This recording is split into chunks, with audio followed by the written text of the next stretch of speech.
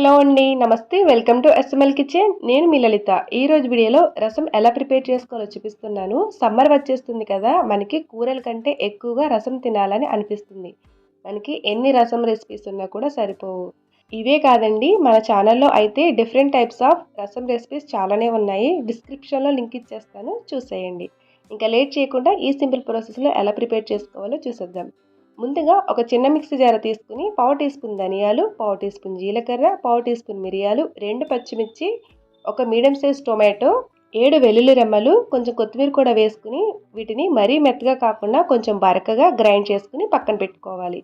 రసం ప్రిపేర్ చేసుకోవడం కోసం స్టవ్ పైన ఒక వెడల్పాటి కడాయి పెట్టుకుని ఆయిల్ వేసుకోండి.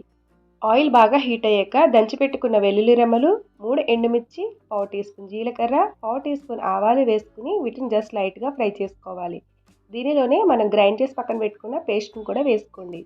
దీనిని కూడా ఆయిల్లో జస్ట్ లైట్గా వేయించుకుని ఇందులో 2 రెమ్మల కరివేపాకుని వేసుకోవాలి. ఇలా వేగిన దానిలో 1 కప్పు చింతరసాన్ని కూడా యాడ్ చేసుకోండి. అలాగే 1 లీటర్ వాటర్ని కూడా వేసుకుని రసం మొత్తం ఒకసారి బాగా మిక్స్ చేసుకోవాలి.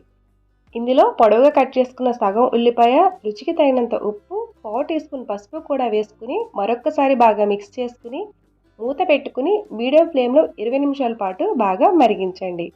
రసం బాగా మరిగాక ఉప్పు చూసుకుని టేస్ట్ బాగా వచ్చాక స్టవ్ టర్న్ ఆఫ్ చేసుకుని సర్వ్ చేసుకోండి.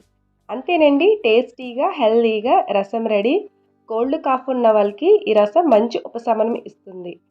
మన ఇంట్లో చికెన్ కానీ మటన్ కానీ చేసుకున్నప్పుడు సైడ్ డిష్ రెసిపీగా కూడా చాలా బాగుంటుంది. నా వీడియో యూస్ఫుల్ అనిపిస్తే ఒక చిన్న లైక్ చేసి, షేర్ చేసి, సబ్స్క్రైబ్ చేసుకోండి. మరొక టేస్టీ రెసిపీతో మళ్ళీ కలుద్దాం. Thanks for watching.